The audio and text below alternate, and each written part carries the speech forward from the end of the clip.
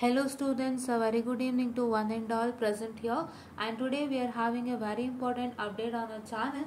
So that is with respect to third semester students who are currently studying now. Okay, ಯಾರ್ಯಾರು third semester currently study ಮಾಡ್ತಿದ್ದೀರಾ, so ಅವರೆಲ್ಲರಿಗಾಗಿ ಈ ಒಂದು update ಅನ್ನ ತಂದಿದ್ದೀವಿ. So ನಾವು ಏನೇನು progress ಮಾಡಿದ್ದೀವಿ ನಿಮ್ಮ ಥರ್ಡ್ ಸೆಮಿಸ್ಟರ್ ರಿಲೇಟೆಡ್ ಅಂತ ಹೇಳೋದಕ್ಕೆ, because you all wanted to know about that, and if you know about that you can know about our channel. So ನಮ್ಮ ಚಾನಲ್ ಬಗ್ಗೆ ನಿಮ್ಗೆ ಗೊತ್ತಾಗಿದೆ ಅಂದ ತಕ್ಷಣನೇ ನೀವೇನು ಮಾಡ್ಬೋದು, ನಾವು ಏನೇನೀಗ ಕರೆಂಟ್ಲಿ ನಿಮ್ಗಾಗಿ ರಿಲೀಸ್ ಮಾಡಿದ್ದೀವಿ ಆ್ಯಂಡ್ ನಿಮ್ಗಾಗಿ ನಾವು ಏನೇನೆಲ್ಲ ರೆಡಿ ಮಾಡಿರ್ತೀವಿ ಆಲ್ರೆಡಿ, ಸೊ ಅದನ್ನು ನೀವು ಬೇಗ ಅವೈಲ್ ಮಾಡ್ಕೋಬೋದು ಅಂತ ಹೇಳೋದಕ್ಕೆ ಇಷ್ಟಪಡ್ತೀವಿ. So according to that, so we have already started with DSD using Verilog. So DSD using ವೆರಿಲಾಗನ್ನು ನಾವು ಸ್ಟಾರ್ಟ್ ಮಾಡಿದ್ದೀವಿ. So just a minute, give me 2 minutes of time. So DSD using ವೆರಿಲಾಗನ್ನು ನಾವು ಸ್ಟಾರ್ಟ್ ಮಾಡಿದ್ದೀವಿ. The subject code is BEC 302 and ಈ ಸಬ್ಜೆಕ್ಟ್ಗೆ ಸಂಬಂಧಪಟ್ಟಂತೆ ನಾವು ಮಾಡ್ಯೂಲ್ ನಂಬರ್ 1 ಫಿನಿಶ್ ಮಾಡಿದ್ದೀವಿ. ಸೊ ಮಾಡ್ಯೂಲ್ ನಂಬರ್ 1 ಫಿನಿಶ್ ಅಂದರೆ ನಾವಿನ್ನು ಕ್ಯೂನ್-ಮ್ಯಾಕ್ಲೂಸ್ಕಿ ಮಿನಿಮೈಸೇಷನ್ ಮೆಥಡಾಲಜಿ ನಾವು ಸ್ಕೀಮ್ ಆಫ್ ವ್ಯಾಲ್ಯೂಯೇಷನ್ ಅಂದರೆ ಕ್ವಶನ್ ಪೇಪರ್ ಕ್ವಶನ್ಸ್ನ ಸಾಲ್ವ್ ಮಾಡ್ತಾ ಇದ್ದೀವಿ. Long with scheme of valuation we are solving it. And second thing is that whatever the concept we are finished till now, that is your definition of combinational logic and canonical form, as well as generation of switching equation from two table, Carnot map up to 4 variables. For all this concept, we have done the questions from your reference book that has been referred by the VTU, which is Sudhakar Samuel. You can see here. So the reference book that is referred by VTU is R.D. Sudhakar Samuel, and as I had that textbook, I am using that R.D. Sudhakar Samuel textbook, and I just started working on it for you all. So from that I have done all the problems and I have taken scheme of valuation for you all. So ನಿಮಗೆಲ್ಲ scheme of valuation ಅಲ್ಲಿ ನಾವು explanation ಮಾಡಿದ್ದೀವಿ. That is we have taken the question paper question and scheme of valuation was attached with that, and we use that scheme of valuation to showcase the answer for that particular question that's present in the question paper, and we also showed how does that work and what are they expecting and how much marks you get for each and every section, right? ಒಂದು particular question ಅಂದರೆ ಆ ಕ್ವಶನ್ದು ಆನ್ಸರ್ನ ಅವರು sections ಆಗಿ divide ಮಾಡಿರ್ತಾರೆ. So ಈ ಪಾರ್ಟಿಗೆ ಇಷ್ಟು marks, ಈ ಪಾರ್ಟಿಗೆ ಇಷ್ಟು ಮಾರ್ಕ್ಸ್ ಅಂತ ಹೇಳಿ. For example, if you consider a K-MAP, for the K-MAP, if you ask the definition for K-MAP, so he'll add K-MAP definition 1 mark.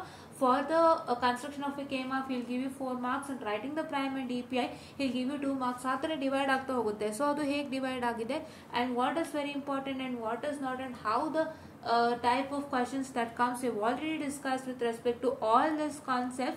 And now we have come to Kuhn-Mikulski method, and we are working on the Kuhn-Mikulski method on the same basis. That is, we are having the scheme of valuation, and we are also checking with respect to scheme of valuation how they've written the answers for all the questions and how how many marks for each and every part in that particular question, right?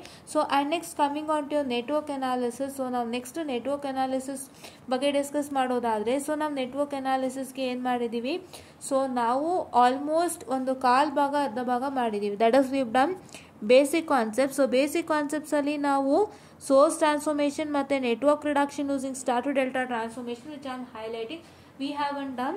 So we have done loop and nodal analysis ಮಾಡಿದ್ದೀವಿ with independent and dependent sources as well as AC networks, and we have done superposition theorem, Thevenin's and Norton's theorem.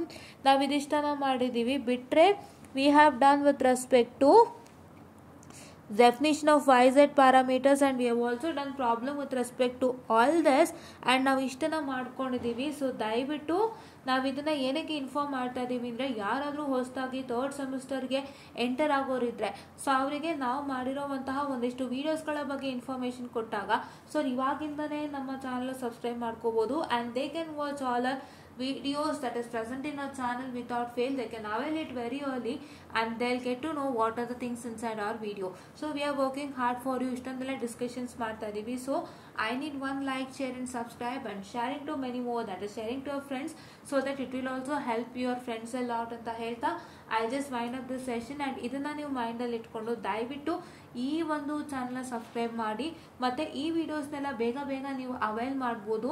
And ನಿಮ್ಮ ಕಾಲೇಜ್ನಲ್ಲಿ teach ಮಾಡೋದಕ್ಕೂ ಮುಂಚೆನೇ ನಾವು ನಿಮಗೆ ಮುಗಿಸ್ಕೊಟ್ಟಿರ್ತೀವಿ. So you can easily avail the videos without fail. ನಿಮ್ಮ ಕಾಲೇಜ್ನಲ್ಲಿ concept ಮಾಡ್ತಿದ್ದಾರೆ ಅಂದರೆ ಅದು ಆಲ್ರೆಡಿ ನಾವು ರಿಲೀಸ್ ಮಾಡಿರ್ತೀವಿ. ಸೊ ಅಲ್ಲೇನಾದ್ರು ಗೊತ್ತಾಗಿಲ್ಲ ಅಂದರೆ ಬಂದು ನಮ್ಮ ವಿಡಿಯೋನ ಚೆಕ್ ಮಾಡ್ಕೊಳ್ಬೋದು ಅಂತ ಹೇಳ್ತಾ I'll just wind up this session. And one more very important thing I have to tell you before winding up. So now theoretical subject ke I'm planning to start a crash course within this week or next week.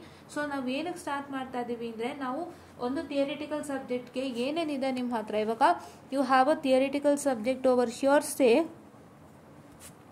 Let me just move. Okay, electronic principles and circuits ಇದೆ ನಿಮ್ಮ ಹತ್ರ ಅಲ್ವಾ.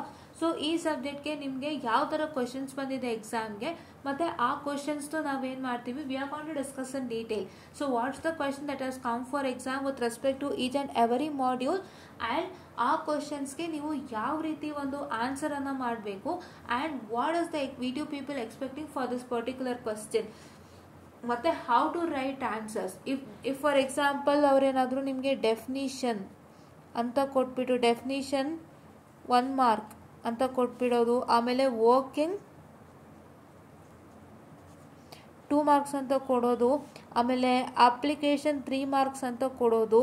So ಈ ಥರ just main ಹೆಡ್ಲೈನ್ಸ್ನ mention ಮಾಡಿ, ಅವರು ನಿಮಗೆ ಏನಾದರೂ ಇನ್ಫಾರ್ಮೇಷನ್ ಕೊಟ್ಟಿಲ್ಲ ಅಂದರೆ ಜಸ್ಟ್ ಡೆಫಿನಿಷನ್ ಮತ್ತು 2 ಮಾರ್ಕ್ಸ್ ಅಂತ ಕೊಟ್ಬಿಟ್ಟು, ವರ್ಕಿಂಗ್ ಮತ್ತು 2 ಮಾರ್ಕ್ಸನ್ನು ಕೊಟ್ಬಿಟ್ಟು, ಅಪ್ಲಿಕೇಶನ್ಗೆ 2 ಮಾರ್ಕ್ಸನ್ನು ಕೊಟ್ಬಿಟ್ಟು, ಹಾಗೆ ಕೊಟ್ಟಿದ್ದಾಗ ನಿಮ್ಮ ಸ್ಕೀಮ್ ಆಫ್ ವ್ಯಾಲ್ಯೂಷನಲ್ಲಿ ಅಂಥ ಸಮಯದಲ್ಲಿ ನೀವು ಯಾವ ರೀತಿ ಆನ್ಸರ್ಸ್ನ ಬರೀಬೇಕಾಗತ್ತೆ, ಯಾವುದು ಬೆಸ್ಟ್ ಆನ್ಸರ್ ಅಂತ ನಿಮಗೆ ಎಲ್ಲ ರೀತಿಯಾದ ಒಂದು ಪ್ಯಾಕೇಜನ್ನು ನಮ್ಮಲ್ಲಿ ಕೊಡ್ತಾ ಇದ್ದೀವಿ. So we are giving A package stating that we are going to discuss all the important questions that is very important for VT examination. We are going to discuss how to write the answer for that question according to scheme of violation, and we are going to see if there is answers are not given, if only the main headlines are given with marks, so how to write the best answer. And we are also going to tell you how to choose the proper notes and how to choose the answer from the textbook. So all this ಎಲ್ಲಾನು ಹೇಳ್ಕೊಡ್ತೀವಿ. So ದಯವಿಟ್ಟು ಇದನ್ನೆಲ್ಲ avail ಮಾಡಬೇಕು ಅಂದರೆ ಇವಾಗಿಂದಲೇ subscribe ಮಾಡ್ಕೊಳ್ಳಿ. So ಇದನ್ನ ಆದಷ್ಟು ಬೇಗ ಸ್ಟಾರ್ಟ್ ಮಾಡಿ, ನಿಮ್ಮೆಲ್ಲರಿಗೂ ಒಂದು ಹೆಲ್ಪನ್ನು ಮಾಡ್ತೀನಿ ಅಂತ ಹೇಳ್ತಾ ಥ್ಯಾಂಕ್ ಯು.